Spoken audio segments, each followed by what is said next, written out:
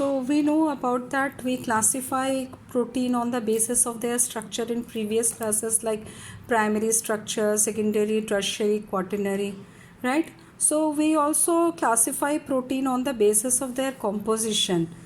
ठीक है, उनके कॉम्पोजिशन के बेसिस पर भी हम प्रोटीन को क्लासीफाई करते हैं. First one is simple protein which have only alpha amino acid. इसके पास सिर्फ अल्फ़ा अमाइनो एसिड है. ठीक है, सो alpha amino acid have only one alpha carbon. ठीक है, अल्फ़ा अमाइनो एसिड जो है वो सिंपल प्रोटीन है, so it has a alpha carbon जिसके साथ दोनों फंक्शनल ग्रुप अटैच्ड होगा. कौन कौन सा? Carboxyl as well as amine group is attached with the alpha carbon. ठीक है, ये सिंपल प्रोटीन है which has an alpha amino acid only, and this alpha amine group और कार्बोक्सिल ग्रुप अल्फ़ा कार्बन के साथ अटैच है. दोनों functional group इसके साथ अटैच है. Example albumin. ठीक है, एग्जाम्पल एल्बुमिन, हमें पता है येलो कलर का यॉक जो हमें देखने को मिलता है एग में, है ना, उसे हम लोग एल्बुमिन बोलते हैं. सो ओवा एल्बुमिन बोल सकते हैं अगर वो एग में मिल रहा है. जैसे मिल्क में जो मिलता है उसे लैक्टो एल्बुमिन कहते हैं. इट इज़ बेसिकली स्टोरेज है, स्टोरेज ऑफ न्यूट्रिशन बोल सकते हैं. जैसे एल्बुमिन, ओवा एल्बुमिन में जो हमें देखने को मिलता है that is required for the development of the चिक, है ना, जो हमें एग में जो येलो कलर का पोर्शन देखने को मिलता है. ठीक है, इसके बाद हम इसे क्लासीफाई कर सकते हैं. जैसे एक और एग्जांपल हम लेते हैं ग्लोबिन, है ना, ग्लोबिन.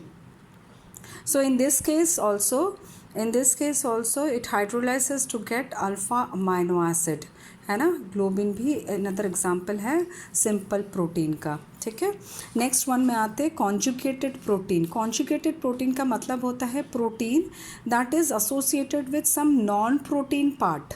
प्रोटीन एक पार्ट होगा और दूसरे में कुछ और अटैच होगा which is not a protein. So for example protein plus nucleic acid, है ना. न्यूक्लिक एसिड डीएनए या आरएनए हो सकता है, जैसे आप न्यूक्लियोप्रोटीन कहते हैं. प्रोटीन में जैसे हिस्टोन हो गया, है ना, for the packaging of the DNA we required positively charge protein, क्योंकि डीएनए जो है वो नेगेटिव है तो प्रोटीन चाहिए होता है उसे रैप अप करने के लिए. So it is a nucleoprotein, it is a nucleoprotein.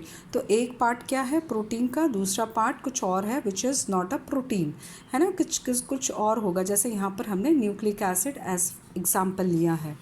वैसे ही हम लोग प्रोटीन प्लस फॉस्फोरस ले सकते हैं या फिर फॉस्फोरिक एसिड ले सकते हैं जिसको हम बोलते हैं फॉस्फोप्रोटीन.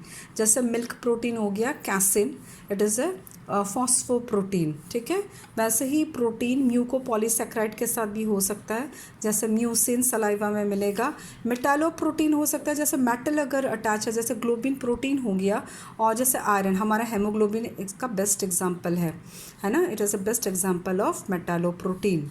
ठीक है, थर्ड कैटेगरी है प्रोटीन डेरिवेटिव्स. प्रोटीन डेरिवेटिव्स का मतलब है कि जब हम इसे ब्रोक डाउन करेंगे then it is an intermediate molecules which is broke down, है ना, इनटू स्मॉल पार्ट्स, है ना, जैसे पेप्टोन्स हो गया, प्रोटेज हो गया, ये इंटरमीडिएट मॉलिक्यूल्स है. तो ये भी डेरिवेटिव्स है प्रोटीन के. ठीक है, तो ये हमारा क्लासिफिकेशन है on the basis of composition.